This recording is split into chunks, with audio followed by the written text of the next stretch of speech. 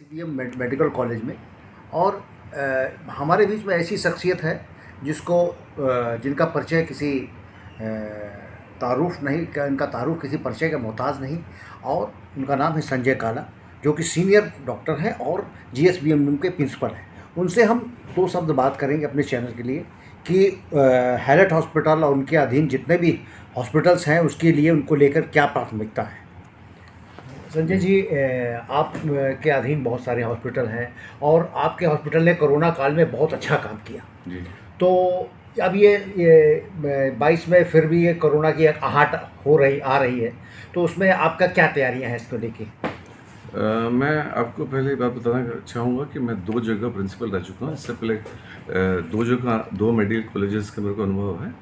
इससे पहले मैं आगरा में मेडिकल कॉलेज में था, तो जहाँ पे कोरोना की सबसे वर्स्ट लहर आई थी, प्रथम लहर और द्वितीय लहर। जैसा कि अभी तक जितने आंकड़े आ रहे हैं केसेस, तो कोरोना के जो चौथी लहर है वो आ सकती है, लेकिन शायद वो पहली और द्वितीय लहर के तरह भयानक नहीं होगी, क्योंकि हर्ड इम्यूनिटी इतनी अच्छी हो चुकी है और सरकार की तत्परता की वजह से बहुत अच्छा इम्यूनाइजेशन भी हो चुका है, तो इसलिए हर्ड इम्यूनिटी बहुत अच्छी है। लेकिन बावजूद इसके, क्योंकि तृतीय लहर में भी हमारे पास में मरीज आए थे, भर्ती हुए थे लगभग जनवरी के महीने में, और ठीक ठाक संख्या में भर्ती हुए थे, और काफ़ी सारे मरीजों के हमारे डॉक्टरों ने प्राणों की रक्षा की थी। तो इस बार हमने, एक तो पहली बात है कि सबसे ज़्यादा ज़रूरी है जो ऑक्सीजन और दवाइयाँ।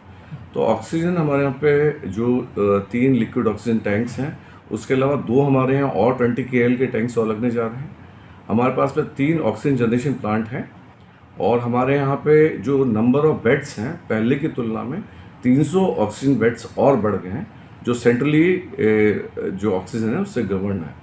इसके अलावा हमारे पास में सिलेंडर का बैकअप भी है। तो हम लोग ऑक्सीजन की दृष्टि से देखा जाए तो हम पूरी तरह से तैयार हैं। इसके अलावा सरकार ने हमें पर्याप्त पैसा पास में दिया था। कोरोना की अगर वेव, भगवान ना करे वेव आए, और अगर वेव आएगी तो हमारे पास में पर्याप्त मात्रा में दवाएं उपलब्ध हैं, कोरोना की भी, और एंटीबायोटिक्स और जो अन्य सपोर्टिव मेडिसिन है पर्याप्त मात्रा में उपलब्ध हैं। अच्छा डॉक्टर साहब, ये जो 2 डोजेस जिसको लग गई हैं, तो क्या उसको बूस्टर डोज लगाने की आवश्यकता है? देखिए, जो गवर्नमेंट की गाइडलाइंस आई हैं उसके हिसाब से 9 महीने के बाद में एक बूस्टर डोज लग सकती है। और गवर्नमेंट ने जो अब धीरे धीरे करके जो पहले बड़ों में शुरू किया, अब बच्चों में भी शुरू कर दिया है। पहले कट ऑफ 15 साल थी, अब कट ऑफ 12 ईयर्स हो गई है। तो हम 12 साल तक के बच्चों को भी हम लोग, और सरकार तैयारी में है कि आने वाले समय में हम लोग इससे भी कम उम्र के बच्चों को दे सकें। और जो मेरे संज्ञान में आया है कि जल्दी ही कोरोना के लिए नेज़ल ड्रॉप्स भी आने वाली हैं, जिसमें इंजेक्शन लगाने की आवश्यकता नहीं है, तो शायद बच्चों में ये काफ़ी कारगर साबित होगी। तो कोरोना हम लोग का कुछ बिगाड़ नहीं पाएगा, लेकिन हम लोग को इसलिए सावधान रहना पड़ेगा कि हम लोग, क्योंकि मैंने देखा लोग थोड़े से हल्के से पहले की तुलना में लापरवाह हो गए हैं, और जैसे इम्यूनाइजेशन ठीक से नहीं करा रहे हैं, और ख़ासकर वो लोग जो अन्य बीमारियों से ग्रसित हैं, जैसे डायबिटीज़, हाइपरटेंशन और इम्यूनो कॉम्प्रोमाइज्ड हैं, जैसे कैंसर के पेशेंट्स हैं। तो इन लोगों को विशेष तौर से ध्यान रखना कि कोरोना की समय समय पे एक तो इम्यूनाइजेशन कंप्लीट करें, उसके बाद में बूस्टर्स लेते रहें। ये जो आपका अभी मल्टी स्पेशलिटी विंग बन रहा है, ये कब तक स्टार्ट हो जाने की उम्मीद है? सरकार ने हमको 100 दिन का टारगेट दिया है, तो 3 महीने में हम लोग स्टार्ट करेंगे। लेकिन किस हद तक स्टार्ट कर पाएंगे ये कह नहीं सकते, क्योंकि स्टार्टिंग में तो हम खाली OPD स्टार्ट करेंगे, ताकि वहाँ पे OPD परामर्श हो। बाकी ऑपरेशन के लिए तो हमारा हैलेट हॉस्पिटल है ही। तो शुरुआत में हम OPD सर्विसेज और स्टार्ट करेंगे, फिर धीरे धीरे ग्रेजुअली जब हमारा, क्योंकि पहले वर्ष में हमें 3 वर्ष का टारगेट दिया गया है, जिसमें पहले वर्ष में 1/3, दूसरे वर्ष में 1/3 और तीसरे वर्ष में 1/3 स्टाफ लेने के लिए हमें बोला गया, जबकि डॉक्टर्स जो हैं वो कॉन्ट्रेक्चुअल पूरे ले लिए जाएंगे। तो हम धीरे धीरे करके स्टेप वाइज फेज में इसको बढ़ाएंगे। अच्छा, ये जो कहा जा रहा है कि इसकी जो फैसिलिटी होगी that will be equal to PGI, तो मतलब ऐसा कोई है आपका प्लान कि मतलब आप मतलब PGI के लेवल पे इसको मॉडर्नाइजेशन करेंगे इसका? हाँ, मैं खाली PGI की बात नहीं कर रहा हूँ, मैं तो ये उम्मीद करता हूँ कि माननीय मुख्यमंत्री जी, माननीय प्रधानमंत्री जी का ये जो महत्वाकांक्षी योजना है, बल्कि मुझे उम्मीद है कि ये PGI के स्तर से भी हम इसको बेहतर ले जाने का प्रयास करेंगे, क्योंकि हमारे पास में सारी आधुनिक मशीनें, करीब 3/4 आधुनिक मशीनें आ चुकी हैं, अभी 1/4 आनी बाकी हैं। और भविष्य में सरकार ने हमें वादा किया है कि जितने भी आधुनिक उपकरण हैं हमको देते रहेंगे, और स्पेशलिस्ट के डॉक्टर हमारे पास में आने शुरू हो गए हैं। और जल्दी जैसे हमारी टीम कंप्लीट होगी तो हम यहाँ पे कानपुर के मरीजों को जो अक्सर दिल्ली या लखनऊ भागना पड़ता है इन बीमारियों के लिए, उसकी आवश्यकता उनको कम पड़ेगी। तो स्टेम सेल थेरेपी जो इस समय काफ़ी स्टेट ऑफ आर्ट मानी जाती है सर्जरी में, तो इसका भी क्या आपके वहाँ पहल होगी? स्टेम सेल थेरेपी के बारे में मैं आपको बता दूं कि ये प्रॉब्ली हमारे देश का पहला ऐसा कॉलेज है या इंस्टीट्यूट है जहाँ स्टेम सेल थेरेपी हम लोगों ने रेगुलर स्टार्ट की। छुटपुट केसेस तो और जगह सब जगह हुए हैं, लेकिन रेगुलर सरकारी मेडिकल कॉलेज कम से कम प्रदेश का तो पहला कॉलेज है जहाँ हम रेगुलर नित्य प्रति रूप से स्टेम सेल थेरेपी कर रहे हैं।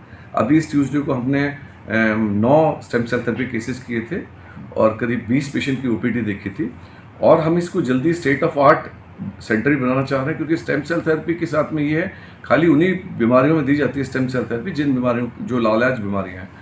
तो चाहे वो जेनेटिक डिजीज़ हों, चाहे वो डिजेनरेटिव डिजीज़ हों like osteoarthritis, Berger disease, PAD, peripheral artery disease, फिर जो मसल डिस्ट्रॉफीज होती हैं इत्यादि, तो हम लोग सब में इसका प्रयोग कर रहे हैं। फिलहाल हम मरीज के शरीर से लेकर ऑटोलॉगस कर रहे हैं, लेकिन भविष्य हम इसको एक्सपेंड करना चाह रहे हैं। हम लोग अपने यहाँ पे हम सरकार से हम एक जल्दी प्रस्ताव भेज रहे हैं कि टोटल एक स्टेम सेल थेरेपी सेंटर खोलें। अगर ईश्वर ने चाहा तो आने वाले समय पे हम इसको जो जेनेटिक इंजीनियरिंग तक के लेवल पे ले जाएंगे, जहाँ पे मरीज को ऐसा भी संभव है, जैसे कुछ जेनेटिक डिजीज़ का क्योर आ चुका है जो पहले इनक्योरेबल थी, लेकिन वो इंजेक्शन बहुत महंगे हैं और वो इंजेक्शन लगने के बाद में मरीज की जो बीमारी है वो क्योर हो जाती है। तो ऐसे मरीजों में भी जिनको जेनेटिक इंजीनियरिंग की आवश्यकता है, उनको भी हम स्टेम सेल थेरेपी से कुछ समय के लिए आराम दे सकते हैं, क्योंकि ये इंजेक्शन अपने आप में बहुत कॉस्टली हैं, लेकिन समय आएगा जब ये इंजेक्शन्स भी और ये दवाइयाँ भी काफ़ी सस्ती हो जाएंगी। और दवाइयों की बात चली तो एक बात पूछना चाहूँगा कि ज़्यादातर जो भी आपके ओपीडी में डॉक्टर्स लिखते हैं तो हमेशा एक टोटा रहता है, एक कमी रहती है कि वो जो भी दवाइयाँ लिखते हैं उसका 40 to 30% ही मिल पाता है, बाकी उनको बाहर से खरीदना पड़ता है। तो ये दवाइयों का टोटा कब ख़त्म होगा? ये जो आप बात बता रहे हैं वो पहले की बात थी। कारण ये था कि हमारे जो सरकार जो है बजट आवंटित करती है उसमें से 40% हमको मिलता है और 60% जो अमाउंट है वो यूपीएमएससीएल को देनी पड़ती है। लेकिन बीच में आचार संहिता लगने के कारण और यूपीएमएससीएल के सप्लाई ना करने के कारण हम जो हमारा 40% बजट था वो कोविड में ही समाप्त हो गया था। कोविड के टाइम पे बहुत ज़्यादा भीड़ यहाँ पे रही थी, तो उसमें हमारा बजट समाप्त हो गया था। तो उसके बाद में हमारे जो प्रमुख सचिव महोदय हैं और हमारे माननीय मंत्री जी के तत्काल उनके द्वारा इंटरफेयर किया गया और उसके बाद तो हमें बजट अलॉट किया गया। इस वक्त अस्पताल में ज़्यादा देखिए पूरी दवाइयाँ जितनी भी मार्केट में अवेलेबल हैं वो सारी कभी अस्पताल में नहीं हो सकती हैं, कुछ बिल्कुल नॉमिनल दवाइयाँ खरीदनी पड़ेंगी मरीजों को। लेकिन अभी इस वक्त ओपीडी में हमारे पास में 57 दवाइयाँ हैं, जिसमें से 9 अच्छी एंटीबायोटिक्स, ब्लड प्रेशर, डायबिटीज़ इत्यादि की दवाइयाँ उपलब्ध हैं जो आज से पहले कभी नहीं थी। और बाकी अस्पताल में भी पर्याप्त मात्रा में दवाइयाँ उपलब्ध हैं। आयुष्मान के लिए दवाइयाँ फ्री मिल जाती हैं। तो ये जो संकट था पिछले कुछ महीनों का था, जो अब ओवर हो गया और अगले 2-3 महीने ये समस्या नहीं है कि शीघ्र ही हम नए क्रय की प्रक्रिया भी शुरू करने जा रहे हैं। और सरकार इस मामले में बहुत गंभीर है और वो चाहती है मरीजों को हम कम से कम मार्केट से दवाइयाँ खरीदनी पड़े। जुड़ा रहा है 20-25 साल पुराना कि वो जूनियर डॉक्टर्स और तीमारदारों के बीच में ये लड़ाई मारपीट वाला। तो हालांकि आपके कार्यकाल में ऐसा नहीं हुआ है, लेकिन आप उसको आगे कितना हद तक रोकेंगे और क्या करेंगे, इसके लिए आपकी क्या कार्य दिशा होगी, ये मैं जानना चाहूँगा। ये इसमें मैं बहुत ज़्यादा नहीं कहूँगा, लेकिन मैं एक छोटी सी बात से इसको समराइज़ करूँगा कि अभी हमारे द्वारा जो फर्स्ट ईयर रेजिडेंट्स हैं, जो नए बच्चे आए, क्योंकि सेकंड थर्ड ईयर तो चूँकि वो मैच्योर हो गए हैं, उनको बदलना थोड़ा डिफिकल्ट होगा। वो मेहनत भी बहुत करते हैं, हमारे जूनियर डॉक्टर बहुत मेहनत करते हैं, लेकिन कई बार ऐसा होता है कि ओवरवर्क की वजह से और दूसरी बात है कि एक होम सेपरेशन की फीलिंग होती है, होम सिकनेस होती है, और तीसरी बात है स्ट्रेस। इसकी वजह से वो जो ठीक से संवाद नहीं हो पाता। तो और दूसरी बात है कई बार मरीज के तीमारदार होते हैं वो अलग मानसिक स्थिति में होते हैं, क्योंकि घर वाला बीमार होता है और या मरने की स्थिति में होता, तो वो बिना डॉक्टर की गलती के डॉक्टर्स के साथ में अभद्र हो जाते हैं या उन पे हमला कर बैठते हैं। तो ऐसी स्थिति में डॉक्टरों को क्या रिएक्ट करना चाहिए, इसके लिए पूरे हिंदुस्तान में यानी कि पूरे हमारे भारतवर्ष में हम किस सेट ऑफ लेक्चर्स जिसमें हम moral values and ethical values हमने स्टार्ट किया है। इसमें हम जो फर्स्ट ईयर बच्चे हैं उनको सिखा रहे हैं कैसे हमारे मरीज हमारे लिए भगवान होता है, और उसके कैसे हम संवाद स्थापित करें मरीज और मरीज के तीमारदारों से, ताकि हम जो डॉक्टर, और अक्सर लड़ाई का रीज़न ये होता है कि हम लोग ठीक हमारी मेहनत के बावजूद, जो जूनियर डॉक्टर की पर्याप्त मेहनत के बावजूद भी, हाँ, वो मरीज के तीमारदार या मरीज से वो ठीक से संवाद स्थापित नहीं कर पाते हैं। इस वजह से ज़्यादा झगड़े होते हैं।